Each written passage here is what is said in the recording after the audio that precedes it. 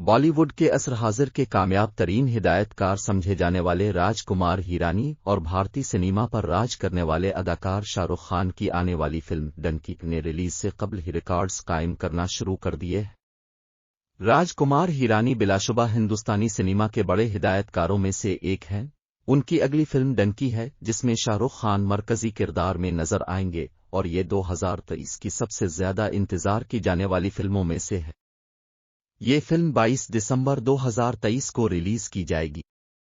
इस हवाले से भारतीय मीडिया ने दावा किया है कि रिलीज से कबल ही राजकुमार हिरानी और शाहरुख खान ने एक over the top OTT company के साथ भारतीय सिनेमा की तारीख की अब तक की सबसे बड़ी डिजिटल डील की है।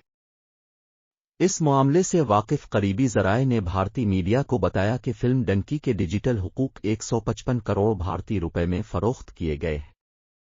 ये किसी एक जबान में रिलीज होने वाली फिल्म के लिए हिंदुस्तानी सिनेमा की तारीख का सबसे बड़ा सौदा है और उसकी बड़ी वजह राजकुमार हिरानी के ब्रांड के शाहरुख खान के ब्रांड के साथ मिलकर काम करना है। हिंदुस्तान के दो बड़े बैन अल-अक़वामी शोहरत याफ्ता अफराद एक ऐसी फिल्म बनाने के लिए इकट्ठे हो रहे हैं जिससे आलमी सतह पर असर पैदा होने की उम्मीद है।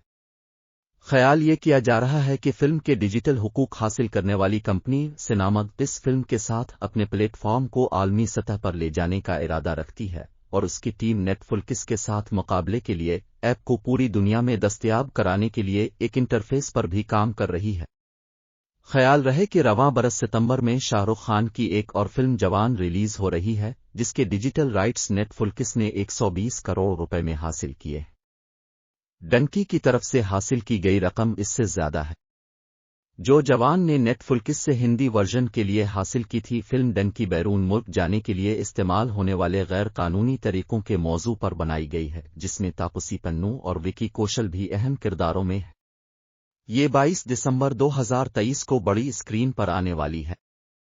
डंकी राजकुमार हिरानी फिल्म्स के साथ रीड चिलीज एंटरटेनमेंट की मुश्तरका प्रोडक्शन है।